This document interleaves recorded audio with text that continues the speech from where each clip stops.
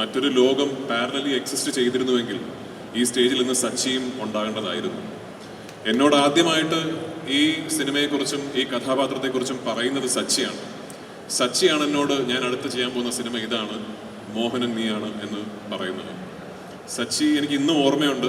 എന്നെ ഒന്നുകൂടി വിളിച്ച് ഉറപ്പല്ലേ ചെയ്യുമല്ലോ എന്ന് ചോദിച്ചിട്ട് ഞാൻ അതിനെന്താ സംശയം ചെയ്യും എന്ന് പറഞ്ഞ് എന്നാ വെയിറ്റ് ചെയ്യ് എന്ന് പറഞ്ഞ് എന്നെ കോളിൽ വെയിറ്റിങ്ങിൽ നിർത്തിയിട്ടാണ് ഇന്ദുഗോപനെ വിളിച്ചിട്ട് എനിക്ക് തരുമോ ഈ കഥ എന്ന് ചോദിക്കുകയും ഇന്ദു വളരെ സന്തോഷത്തിൽ തീർച്ചയായിട്ടും എന്ന് പറഞ്ഞ് അപ്പം തന്നെ സച്ചി തിരിച്ചെന്നോട് എല്ലാം ഫിക്സ്ഡ്, നമ്മൾ ഈ സിനിമ ചെയ്യുന്നു എന്ന് പറഞ്ഞ ആളാണ് പെട്ടെന്നൊരു ദിവസം ഇനി ഇല്ല എന്ന അവസ്ഥയിലേക്ക് എത്തിപ്പെട്ടത്. പക്ഷേ അങ്ങനെ ഒരു നിർഭാഗ്യകരമായ വിയോഗം സംഭവിച്ചതിൻ്റെ തുടർച്ചയായി ഈ സിനിമ ഏറ്റവും സ്വാഭാവികമായി എത്തിപ്പെടേണ്ടത് ജയന്റെ കയ്യിലാണ്. കാരണം ജയൻ സച്ചിയുടെ അസോസിയേറ്റ് ഡയറക്ടർ മാത്രമായിരുന്നില്ല, സച്ചിയുടെ ഒരു സഹോദരനും ഒരു സുഹൃത്തും സച്ചിയുടെ എല്ലാം ആയിരുന്നു.